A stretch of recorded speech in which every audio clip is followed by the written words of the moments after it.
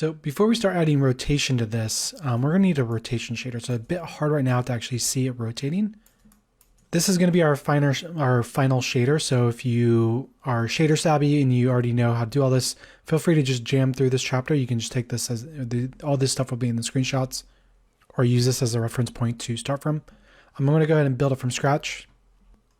So to start, I'm just going to jump over to my shading right here, and then I'm just going to do new shader. And then we essentially need a ramp. So I'm going to do Shift A, ramp. And then I'm just going to plug this into base color. So we won't be seeing much happening right now. We're going to need to set up the UV coordinates. So I'll do Shift A, search UV, and then UV map right there.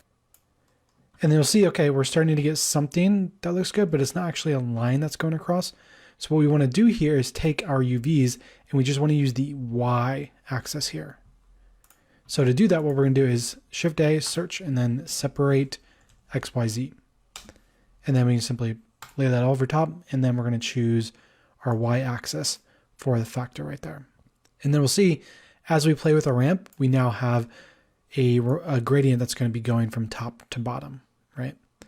And then from here, what we're going to do is we're just going to set this to be constant. And then if we move this down on if we move the white point down, we'll see that we now have a hard edge. So what we're going to do here is just simply click plus. So we have three different to work with. We're going to set this black one here to be 0.45. And then we're going to set the color of that to be just a bright orange. And then we'll set the white here to be black. And then we'll set this to be 0.55. So now we have just that going in the middle. And then we're just going to set up some emission. And then so just Shift A, search emission. Go ahead and plug that in. And then from here, we'll simply do a add shader. There we go. I'm going to go ahead in my EV settings here, and then I'm just going to turn on bloom and then set the strength up to something like 40.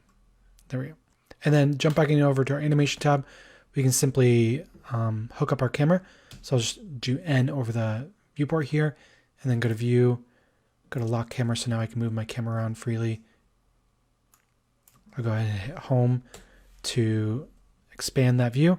And then we simply have our render view and we have our shaded view right here. So we're going to be wanting to use both of these. So another tip to be able to see rotation easily is to simply do Control period on our keyboard.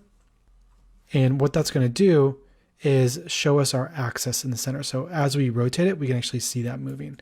And we can always turn that on here if we just simply click this on right there. So now we can clearly see it through shader, or we can see it through the axis as well. So rotating right there, we can see it rotating.